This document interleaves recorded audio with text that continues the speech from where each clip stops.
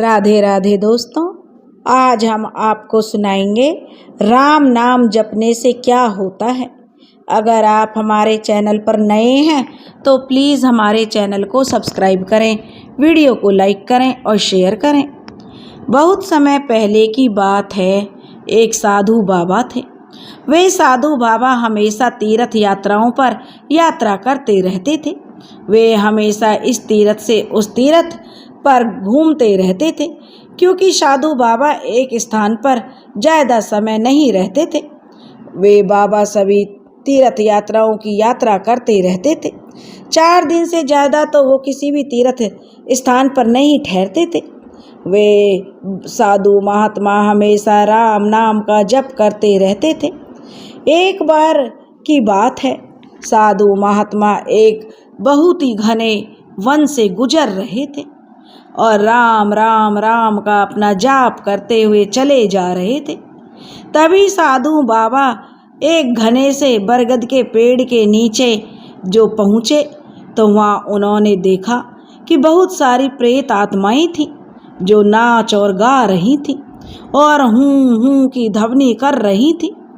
वे सभी प्रेत आत्माएं जो हर किसी को नहीं दिखती हैं, लेकिन वे साधु महात्मा तो जो निश्चल नाम से जो राम नाम की भक्ति में हमेशा लीन रहते थे और पवित्र थे, इसलिए उन्हें वो प्रेत आत्माएं दिखाई दे रही थी। जब वे प्रेत आत्मा दिखाई दी तो साधु महात्मा उन प्रेत आत्माओं के पास गए और पूछने लगे कि तुम सब कौन हो और इस घने जंगल में यह उत्सव क्यों मना रहे हो। तब उन प्रेत आत्माओं ने कहा कि हे मानव, क्या हम तुम्हें दिखाई दे रहे हैं? लेकिन आज तक तो ऐसा कभी नहीं हुआ कि हमें किसी ने देखा हो। चलो अब तुम इसका दंड भुगतने के लिए तैयार हो जाओ। अब तुम्हें इसका दंड जरूर मिलेगा और हमारे जो मुखिया जी हैं वही तुम्हें दंड देंगे। अब प्रेत आत्माओं ने उस साधु बाबा को चारों तरफ से घेर लिया और उस साधु बाबा को वे प्रेत आत्माएं अपने मुखिया के पास ले गए। अब भला साधु बाबा को किस बात का डर था? वे तो बड़े ही निडरता के साथ उन प्रेत आत्माओं के साथ चल दिए, क्योंकि जिसका राखे राम मार सके न कोई। अब वो तो हमेशा राम नाम का जप करने वाले बाबा थे। जब बाबा निडरता के साथ मुखिया के सामने खड़ा हो गया तो उन प्रेत आत्माओं के मुखिया ने उस साधु महात्मा से पूछा कि क्या तुम्हें मरने का डर नहीं सता रहा साधु, या तुम्हें हमसे कोई डर नहीं लग रहा? तब साधु बाबा बड़े ही जो सहज भाव से बोले कि भला हम साधुओं को मरने से किस बात का डर, क्योंकि हमने तो खुद मृत्यु के मार्ग को चुना है। मृत्यु के पथ पर चलना हमारा जो परम कर्तव्य है, क्योंकि परमात्मा हमारी खुद रक्षा कर रहे हैं। फिर हम तुमसे क्यों डरें? किस बात का डर है हमें? फिर साधु बाबा ने उस मुखिया से पूछा कि तुम सब कौन हो और यह उत्सव यहाँ पर क्यों मना रहे हो? तब उन प्रेत आत्माओं के मुखिया ने कहा कि हे मानव, वैसे तो आज तक हमें किसी ने भी नहीं देखा, लेकिन आज तुम हमें देख रहे हो तो जरूर तुम में कोई खास वजह होगी। जब तुम्हें हमसे कोई डर नहीं लग रहा तो भला हमें तुमसे क्या डर हो सकता है। हे मनुष्य, हम सभी प्रेत आत्माएं हैं और सुनो, 2 दिन के बाद मेरी बेटी का विवाह है। तब उस साधु महात्मा ने प्रेत आत्माओं के मुखिया से पूछा कि तुम्हारी बेटी का विवाह है तो फिर तुम्हारा जमाई कौन होगा? कौन सा है तुम्हारा जमाई और कहाँ रहता है और वो इस समय कहाँ है? तब मुखिया जो था प्रेत आत्माओं का, वह बोला कि हे मनुष्य, इस गांव का सेठ है जो उसका बेटा में 2 दिन बाद मरने वाला है और उस सेठ का नाम हरदयाल है और उसके बेटे का नाम जो किरणपाल है और अपने जीवन काल में उस किरणपाल ने बहुत सारे पाप किए हैं, तो अब मरने के बाद किरणपाल को सद्गति नहीं मिलने वाली है। अब वह मरने के बाद हमारी योनि को प्राप्त हो जाएगा, तब मैं उससे अपनी बेटी का विवाह करूँगा। और यह उत्सव उसी की तैयारी में चल रहा है। उसके बाद प्रेत आत्माओं के मुखिया ने उस साधु महात्मा को छोड़ दिया। अब वह साधु बाबा वहाँ से चलकर सीधे उसी गांव में पहुँच गए। और गांव में वो जब पहुँचे तो सबसे पहले वह गांव वालों से पूछने लगे कि सेठ जी का घर कौन सा है। और तब गांव के लोगों ने उस साधु बाबा को सेठ जी का घर बता दिया। और साधु बाबा सेठ हरदयाल सेठ के घर पहुंच गए। वहां जाने पर साधु बाबा ने देखा कि सेठ जी का पुत्र किरणपाल मृत्युशैया पर पड़ा हुआ अपनी आखिरी सांसें गिन रहा था। अब साधु बाबा को आया हुआ देखकर सेठ जी के परिवार के लोगों ने उनका खूब आतिथ्य सत्कार किया और अपने पुत्र के दुख का निवारण पूछा कि हे बाबा जी, हमारा पुत्र बहुत ही बीमार है, कोई इसे ठीक करने का उपाय बताओ। तब साधु बाबा ने किरणपाल और उसके घर वालों से कहा कि आप लोग राम नाम का जप कीजिए और राम नाम का कीर्तन करवाइए, राम नाम का सत्संग सुनिए, और इससे जो आपके पुत्र का बीता हुआ कल आगे आने वाले कल में जो सुधर जाएगा। अब खुद साधु बाबा भी वहीं रहकर राम नाम के मंत्रों का जोर जोर से उच्चारण करने लगे। सेठ हरदयाल का बेटा किरणपाल भी राम नाम के मंत्रों को सुनने और बोलने लगा और राम राम रटने लगा। उसका जो अब अन्न जल छूट चुका था। घर वाले तुलसी मिश्रित गंगा जल किरणपाल को पिला रहे थे। इस तरह धीरे धीरे 2 दिन निकल गए। तीसरे दिन किरणपाल अब जो लंबी लंबी सांसें ले रहा था, तब यह देखकर साधु महात्मा जी समझ गए कि आज यह किरणपाल नहीं बचेगा।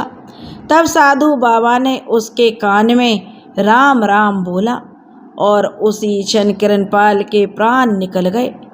किरणपाल की आत्मा को सद्गति मिल गई, क्योंकि उसने अपने अंतिम समय में राम नाम का जप किया था। अब उस किरणपाल को प्रेत योनि में नहीं जाना पड़ा था। अब उस साधु बाबा ने किरणपाल की अंतिम क्रिया संपन्न करवाने के बाद साधु बाबा ने वहाँ पर तालाब में जाकर स्नान किया।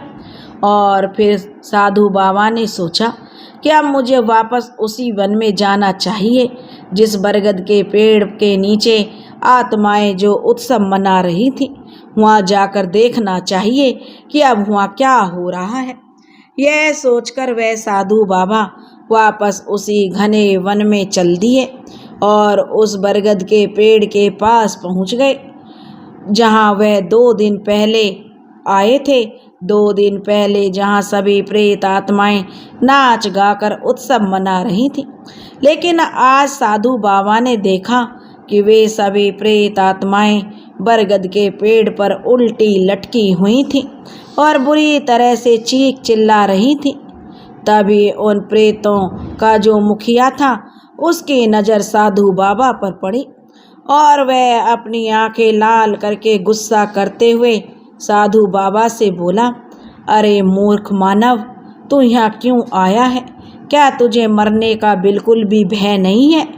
और मैंने तुझे भला इंसान समझकर अपने मन की बात बता दी थी, लेकिन तुमने तो उस किरणपाल को राम नाम का जाप करवा करके उसे सद्गति प्रदान करवा दी, उसकी मुक्ति करवा दी। और आज तेरी वजह से मेरी बेटी कुंवारी रह गई। आज मैं तुझे नहीं छोड़ूंगा। और वह प्रेत आत्माओं का मुखिया साधु बाबा पर गुस्सा करने लगा। तब साधु बाबा बोले कि हे प्रेत आत्मा, हे प्रेत आत्माओं के मुखिया, अगर तुम चाहो तो मैं तुम्हें भी मुक्ति प्रदान करवा सकता हूँ, यह सुनते ही जो एक बार तो सभी प्रेत आत्माएं चुप हो गईं और जो प्रेत आत्माओं का मुखिया था वह तो खुशी से जो प्रसन्न हो गया और बहुत खुश हो गया और वहाँ पेड़ पर उल्टे लटके सभी प्रेत आत्माएं भी चुप हो गईं और अपने मुखिया का जो आदेश सुनने के लिए तैयार हो गई। तब साधु बाबा ने सामने आकर खड़ी हो गए और सभी प्रेत आत्माओं से बोले कि हे प्रेत आत्माओं, सभी मेरे पास आओ। सभी प्रेत आत्माएं अब साधु बाबा के पास आ गईं और साधु बाबा से बोली कि ये साधु महात्मा, आपका कल्याण होगा, कृपया करके हमें इस प्रेत योनि से छुटकारा दिलवा दीजिए। तब उस साधु महात्मा ने कहा कि हे प्रेत आत्माओं, तुम सबको मेरे साथ राम नाम का जप करना होगा, राम नाम का सुमरन करना होगा, तभी जो तुम्हारी मुक्ति हो पाएगी। तब सभी प्रेत आत्माएं उस साधु बाबा की बात मान गईं और सभी जोर जोर से राम नाम का जप करने लगी, राम राम रटने लगी। तब एक एक करके सभी प्रेत आत्माओं को मुक्ति मिल गई। वे सभी प्रेत आत्माएं अपना प्रेत शरीर त्याग कर एक दिव्य शरीर को प्राप्त हो गईं और दिव्य वस्त्र और अलौकिक आभूषणों से सुसज्जित होकर साधु महात्मा की वंदना और परिक्रमा करने लगी और साधु महात्मा को बारंबार धन्यवाद देने लगी और साधु बाबा को धन्यवाद देकर देव विमान में बैठकर सभी प्रेत आत्माएं वैकुंठ लोक को चली गईं। दोस्तों, यह है राम नाम की महिमा। बोलो सियापति रामचंद्र जी की जय। राम नाम की महिमा अपरंपार है। राम नाम जपने से भंवर में जो लटकी हुई नैया पार हो जाती है। दोस्तों, राम नाम का जप की महिमा का गुणगान करना जो मुश्किल है और राम नाम की अनंत जो महिमा है इसे कोई नहीं जान पाया है। दोस्तों, अगर आप भी राम नाम का जप करते हैं, राम नाम की महिमा का गुणगान करते हैं तो बहुत जल्दी ही आपके सभी बिगड़े काम बन जाएंगे और मुक्ति का द्वार खुल जाता है। पापों से बचा जा सकता है। हमारे जाने अनजाने में किए गए सभी पापों से हमें मुक्ति मिल जाती है। दोस्तों, अगर आपको यह कहानी पसंद आई हो तो प्लीज़ हमारे चैनल को सब्सक्राइब करें, वीडियो को लाइक करें और शेयर करें। राधे राधे।